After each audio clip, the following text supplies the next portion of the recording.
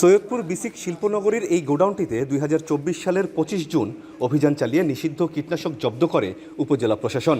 RAB, police ও কৃষি বিভাগের উপস্থিতিতে উদ্ধার করা হয় নিষিদ্ধ ঘোষিত কার্বোফুরান উপাদানযুক্ত ব্রিফার 5G কীটনাশকের প্রায় ৯৯ টন মজুদ, যার বাজার মূল্য আনুমানিক ২ কোটি টাকা। এতে নিয়মিত মামলা করে কৃষি বিভাগ।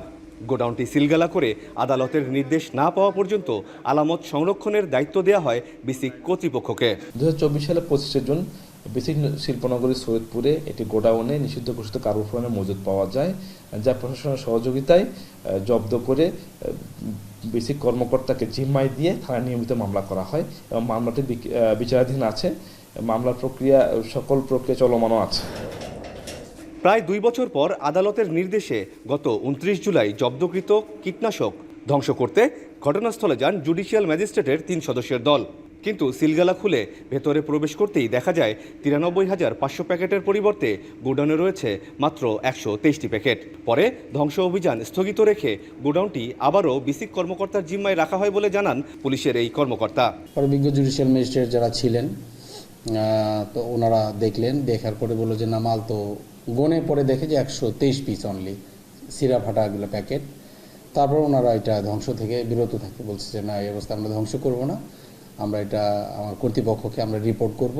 তারা কীভাবে যেভাবে নির্দেশনা দেয় সেভাবে পরবর্তী কাজগুলো হবে। ওই অবস্থায় তারা ধ্বংস না করেই তারা চলে যায়। এখন পরবর্তী বিজ্ঞ আদালতের আদেশ যেভাবে হবে সেভাবে আমরা কাজ করব।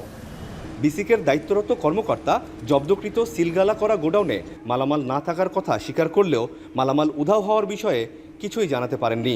এমনকি নিজের দায়িত্বে অবহেলার কথাও অস্বীকার করছেন। আমার অফিসিয়াল টাইমে বা আমি যতক্ষণ শিল্পনগরীতে ছিলাম আমি সর্বক্ষণই একটা খোঁজখবর রেখেছি। ইভেন আমার অ্যাবসেন্সে আমি আমার যে নাইট গার্ড বা গোডাউন মালিক, ইভেন যে ট্যাগ করা পুলিশ অফিসার ছিল তদারকির দায়িত্বে, তাকেও আমি বলেছি যে এটি খোঁজখবর রাখার জন্য। তারা খোঁজখবর রেখেছে, আমি দেখেছি। আদালতের জব্দকৃত সিলগালা করা মালামাল কতটা নিরাপদ সরকারি দপ্তরে?